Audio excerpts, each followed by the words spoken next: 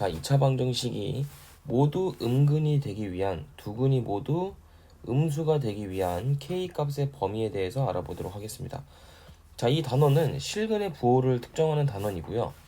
당연히 그래프를 그려보시면 이해가 좀 쉬울 겁니다. 그러니까 그래프를 이용해서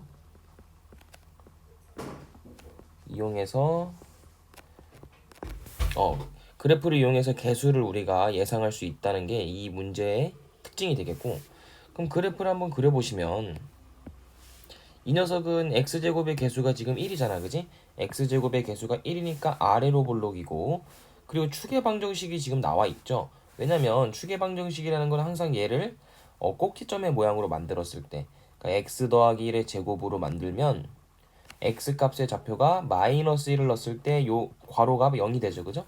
그럼 x가 마이너스 1이 바로 이 녀석의 축입니다, 축. 그래서 마이너스 1을 찍어주고 축을 이렇게 쫙 그려주세요. 그리고 나서 이 두 근이 모두 음수가 되기 위해서 어떻게 그려져야 되는가, 이걸 이제 물어보는 건데, 그럼 이 아래로 볼록이니까 이렇게 그려지겠죠. 그리고 두 근이 모두 음수다라고 돼 있으니까, 자, 모두 음근을 가지려면 어떤 조건이 필요한지 한번 생각을 해봅시다. 일단 첫 번째로요, 판별식이 어떻게 돼야 돼? 판별식이, 여기서는 두 근이라고 했지만 서로 다른이라는 말이 없죠. 서로 다른 두 근이라는 말이 없기 때문에 중복되는 근을 가져도 되는 겁니다. 그래서 판별식이 0보다 크거나 같아야 되는 게 가장 첫 번째 조건이고요. 두 번째는 당연히 요 두 근의 합, 두 근이 모두 음수니까 음수 두 개를 더하면 당연히 어떻겠니? 0보다 작겠지. 그리고 세 번째는 두 근의 곱, 두 근의 곱 같은 경우는 어떻게 해야 되겠어? 두 근 다 음수니까 둘이 곱하면 0보다 커야겠죠, 당연히. 이렇게 세 가지로 알아볼 수가 있고, 이건 전형적인 겁니다. 근데 다른 방법도 있어요. 어떻게 하는 방법이 있냐면, 판별식이 일단 0보다 크거나 같은 거는 똑같은데, 이번에는 F0의 값으로도 우리가 생각을 할 수가 있습니다. 자, 이렇게 아래로 볼록이 두 근을 모두 음수로 갖게끔 그려지려면 무조건 x가 0일 때 이렇게 양의 뭘 가져야겠어? y절편 값을 가져야 돼. 이게 되게 중요한 개념인데, 그러니까 양의 y절편을 무조건 갖는다. 그 얘기는 f0의 값이 0보다 크다라고 우리가 해석할 수가 있는 겁니다. 무슨 얘기인지 알겠죠? 그리고 뭐 세 번째로 축의 방정식이 뭡니까? 뭐 공식으로 따지면은 마이너스 2a분의 b인데 그것도 0보다 작아야 된다. 왜냐면 두 근이 모두 음수기 때문에 축도 음수가 돼야 되기 때문이죠. 그래서 이렇게 두 가지 경우로 우리가 문제를 풀 수가 있는데, 이 문제는 그냥 뭐 첫 번째 조건을 그냥 바로 이용하시면 문제가 풀리겠네요. 왜냐면 일단 판별식을 먼저 써주시면은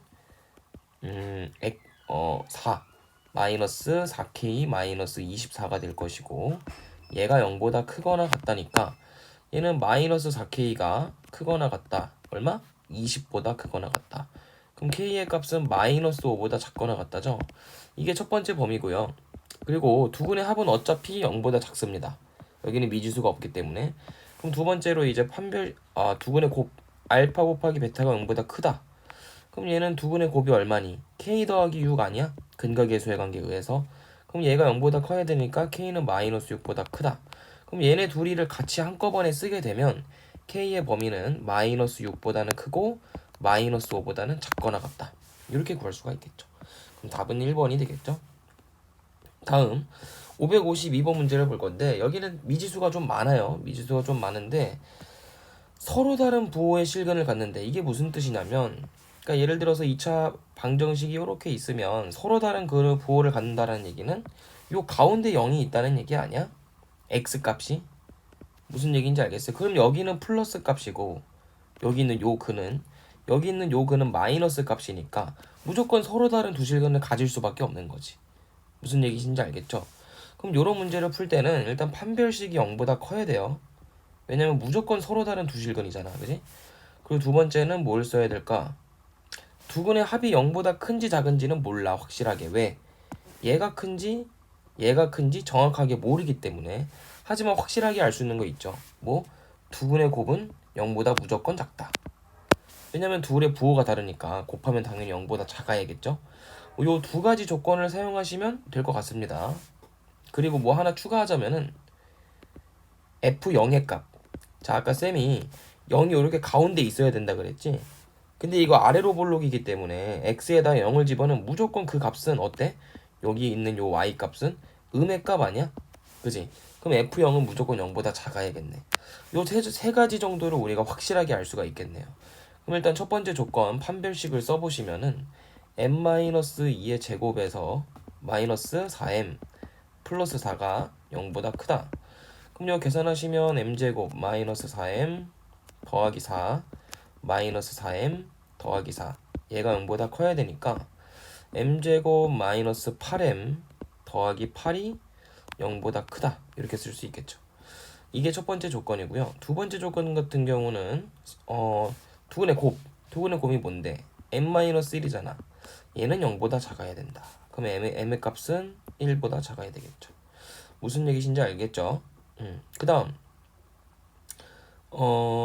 다음 같은 경우는 근데 여기서는 알파 제곱 더하기 베타 제곱으로 알파 베타가 뭐가 주어진 거냐면 근과 계수의 관계를 알파 베타를 이용해서 쓰라 이 문제네. 그러니까 이렇게 범위를 나눈기보다는 왜냐면 잘 봐. 알파 더하기 베타 얼마니? 근과 계수의 관계 이용하면은 m 빼기 2지 그지? 근데 알파 베타는 얼마냐면 m-1이거든요. 근데 지금 알파 제곱 더하기 베타 제곱이 20이니까 곱셈 공식 이용하란 얘기야. 알파 더하기 베타의 제곱에서 2알파 베타 뺐을 때 그게 얼마다? 22다라는 거지. 그럼 얘는 알파 제곱 2알파 베타 더하기 베타 제곱 요거는 어차피 아는 거니까 얘가 얼마야? 얘가 m-2지 그지? m-2의 제곱에서 2배의 m-1을 뺐더니 그게 22가 됐다라는 거죠.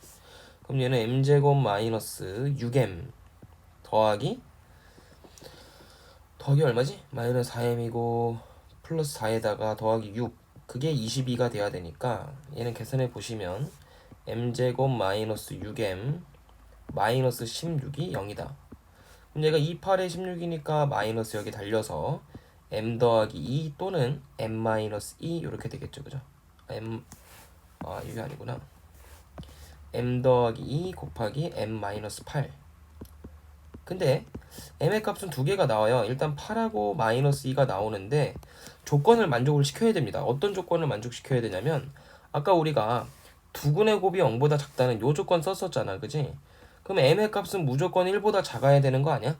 두 실근의 부호가 다르려면? 그러니까 m의 값은 1보다 작아야 되니까 이 둘 중에서 우리가 선택해야 되는 거는 마이너스 2다라는 거죠. 그래서 4번 체크해 주시면 되겠습니다. 어렵지 않죠?